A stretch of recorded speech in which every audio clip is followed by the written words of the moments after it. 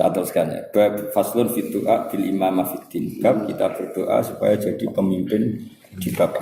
Qala Allah Ta'ala waj'alna lil muttaqina imama. Jadi kalau kamu menjadi takwa itu otomatis jadi imam, maksudnya panutan. Waj'al li lisana sidqin fil akhir.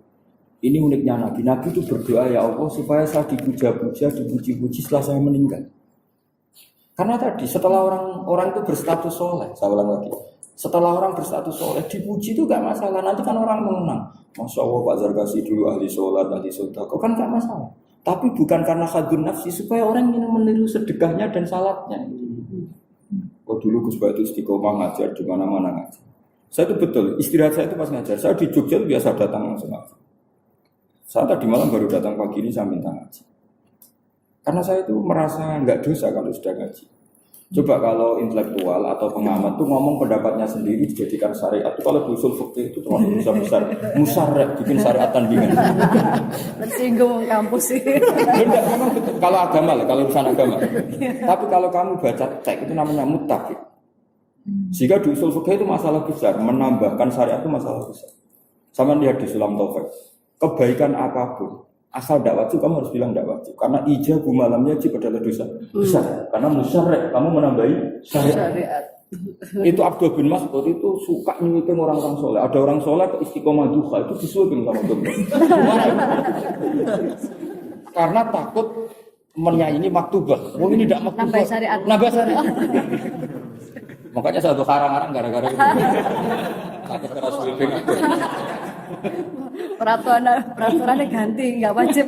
Loh, iya artinya kalau yang dari awal nggak wajib, jangan diwajibkan. Itu kayak apa Rasulullah muji qiyam Ramadan? Tapi beliau sendiri melakukan hanya hari keempat kali. Karena kalau Rasulullah selalu melakukan akan dikira supaya orang menjaga konstitusi ini.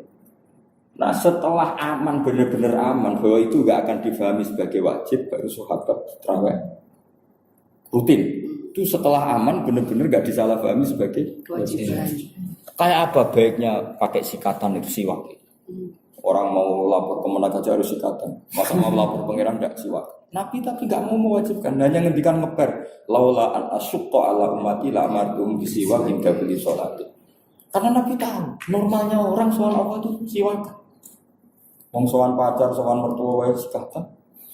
Nyari muka di istri aja sikatan. Karena sing lanang rokok, sing wedok kudu rokok. Jadi mulut bukan. Nah, iki pas sampai pangeran suwante berrokok langsung kadang rokoknya diusut-usut Allah Akbar. Lalunya pas takbir masih keluar dulu. Tapi sama istri yang anti rokok sebelum sampai rumah sudah sikatan dulu dimuainya.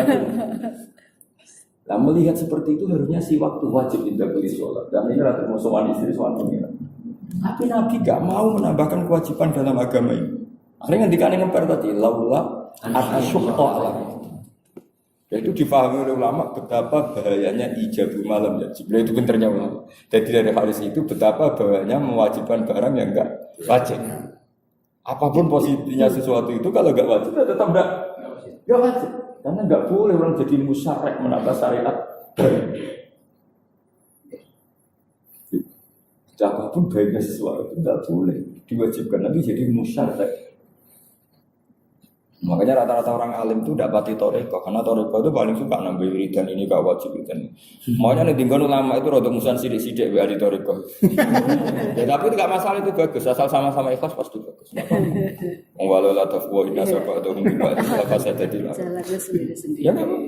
Lo saya sering disuani mursid. Mesti bilang gini, Gus aja nih kalau bajinan rata tapi hormat alim. Aku yang mendingan, aku aja nih kan rata cuma hormat soleh.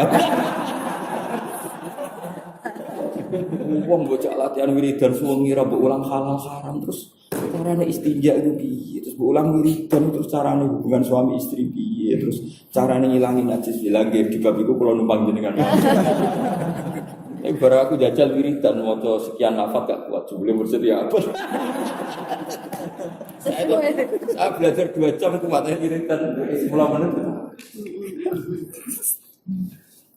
Nah itu baiknya Indonesia mursyid. Saya biasa disuani mursyid. Mereka sama saya cium tangan, hormat sama orang. Saya juga sama mereka cium tangan karena orang sepuh, orang soleh. Padahal ya jadi begini rata. Kamu mau kritik kan? Tapi karena saya ikhlas, mereka mencintai saya. Karena ngeritik saya gitu. Ya wong bocah wiridan terus raros istinja itu piye? Banyu mutlak mustamal sing nggo tohara ku piye terus piye? Wiridan mereka sah, usah mandi junubnya sah. Wiridan mereka sah, setelah baju mereka suci secara sah. Tetap butuh aku. Awas nak mursyid belum diijazah aku. Pak Anjam gitu ternyata mereka dengar ya sama. Sudah bisa jadi murid. Akhirnya mereka sadar bahwa wiridan mereka makbul indah karena cara mandi junubnya benar. Ya benarnya yang apa? Oke. Mandi junub harus pakai air yang mutlak, harus niat di awalil amri. Ketika terus gak boleh pakai sampo karena mutakhayir. Saya sampai meraktekkan. Kalau kamu mandi junub jangan samponan dulu. Kalau langsung samponan, air yang kesini terus itu mutakhayir, rubah. Jadi mandi dulu selesai baru samponan. Atau kalau samponan terpaksa ya sampai benar-benar enggak sisanya hilang. Logikanya kan gini ya, kadang orang mandi terus samponan. Nah setelah itu kan semua air yang lewat ini kan berstatus mutaghayir kan? Airnya harus rata dulu baru sampo itu. Iya, pokoknya selesai dulu. Akhirnya mereka terima kasih gara-gara status begitu. Sampunannya sok suci, tapi memang aturannya seperti itu. Kalau sampunan dulu kan buktinya gini, setelah mandi junub ya anduan ternyata murah. Jadi kan menunjukkan semua air tadi mutaghayir kan? Misalnya ya mereka terima kasih. Pastikan dulu cara mandinya itu pakai air mutlak. Caranya gimana? Saya kan tidak usah sabunan dulu, tidak usah sabunan. Kalau terpaksa sabunan dulu, pastikan gebirnya sampai benar-benar air kembali ke nukoh air murni. Mutlak lagi. Akhirnya mereka makan, terima kasih. Begitu juga uang. Sedekah ke mursyid sah itu setelah kewajiban istri tercukupi, anak tercukupi, baru sedekah itu sah. Ya selalu agama ada yang itu kulil harus lebih. Mafadullah adil hajat baru sah disedekahkan. Kalau orang-orang kampung punya utang saja nggak mampu, terus sedekah ke mursyid itu tidak sah. Mereka dengar, tapi karena saya ikhlas, mereka setuju. Saya itu biasa.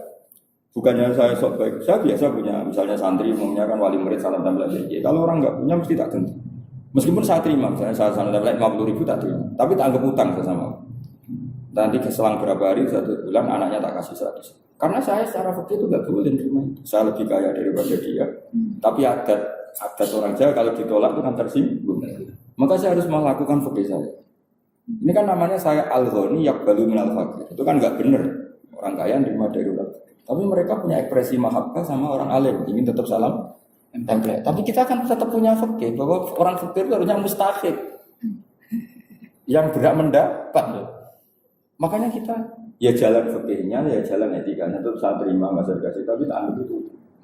Di kapan-kapan anaknya yang mau di saya. Di kampung-kampung juga gitu. Saya sering bilang ke kiai-kiai, misalnya Nyun Sewu kalau di kampung kan ada pitung dinani mayit. Itu kadang yang punya hajat itu orang miskin. Tapi adatnya tetap nanti hari ke-7 kiainya disalam template 50.000 atau 20.000. Kalau di kampung umumnya 20.000. Saya bilang ke kiai tetap terima. Tapi kamu jangan yaquluna amwalal yatama zulman, anggap aja utang. Ya juga gitu. Selang seminggu istri saya tak suruh ngasih apa yang nilainya lebih dari uang yang saya terima. Jadi sebetulnya fakir itu harus jalan. Kalau fakir nggak jalan, kamu tidak punya komitmen. Sak kobre ya maksud. Jadi kalau fakirnya jalan, saya orang kaya, kok terima dari amwalil yatim. Tapi kamu juga harus punya etika, jangan sok-sok suci. Bukan terima saya. Kan banyak juga loh yang datang ke acara gitu gak mau makan, datang kan malah menyinggung kan. Disugoi gak makan. Tapi pikiran saya Mbak Mufid kali Mbak Arwani katanya setiap kali ada orang miskin punya hajat gitu dikirimi dulu, suruh ngecek santri, dikirimi dulu kebutuhan itu selalu. Ya terserah lah, itu kan yang penting itu kan cara saja. Ngirim di depan atau di belakang. Kalau yang pokok biasanya kan otomatis, tapi itu kan masal. Biasanya ada orang mati kan otomatis orang kampung itu kirimin semua. Tapi menurut saya kalau kiai itu harus lebih khusus. Ya jumlahnya yang lebih signifikan. Ya pasti. Nah ya itu sama yang Jinan ceritakan. Filosofinya orang soleh itu fakirnya jalan. Yang penting nggak boleh nerima dari orang fakir secara membagi buddha. Itulah pilihannya bisa kamu kirim di depan atau di belakang. Yang penting. Ya kalau kita tidak ngomong fakir itu, malah menunjuk orang-orang yang nggak ahli ilmu, itu ya enteng saja. enteng menerima. Termasuk yang pegawai negeri itu, kalau nggak punya rumus untuk masalah untuk rakyat itu dosa. Karena makan gaji dari rakyat. Jadi harus punya kemampuan. Jadi sumbut lah digaji itu juga bahagiakan rakyat itu. Sudah dilakukan. Harus dilakukan.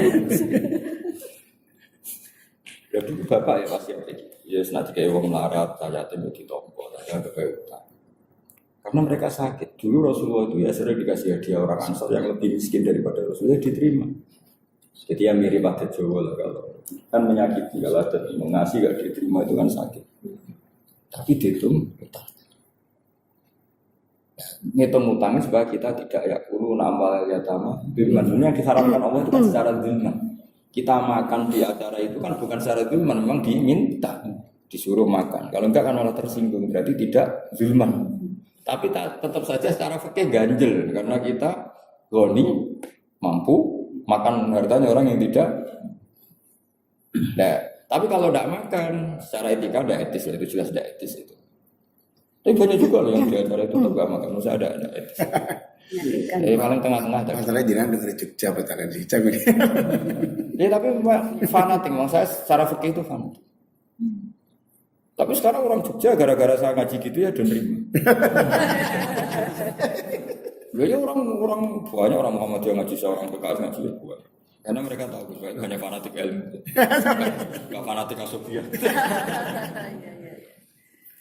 Ya karena memang saya itu kepentingannya ilmu, saya hidup itu penting. Karena kalau apa ya kelompok itu kan nggak abadi, yang abadi itu kan ilmu. Jadi kearifan jangan kira kiai ketika dikasih salam tempel orang miskin itu nggak dihitung utang. Kalau kiai yang soleh itu dihitung. Nanti dalam beberapa hari ya tadi anaknya tak kasih. Saya saat salam tempel 50 ya anaknya tak kasih 100. Tapi tadi yang tidak ya itu yang dimaksud Nabi tahadu tahab.